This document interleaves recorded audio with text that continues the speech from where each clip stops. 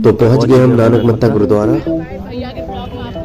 देखो गाइस गुरुद्वारा कितना प्यारा लग रहा है अभी। और आज भीड़ भी देखो बहुत ज्यादा है, काफी सारे लोग आज दर्शन के लिए आए हैं। तो गाइस आ गए हम नानक मत्ता गुरुद्वारे के सामने। तो यह है नानक मत्ता का प्रसिद्ध गुरुद्वारा, सिखों का एक पवित्र स्थल। ये देखो बाहर का भीड़ दिखा रहा हूँ मैं आपको। आज काफी सारे लोग, वो देखो मेला लगा हुआ है, यहाँ देखो काफी सारे दुकानें लगे हुए हैं। तो चलो एंट्री करते हैं।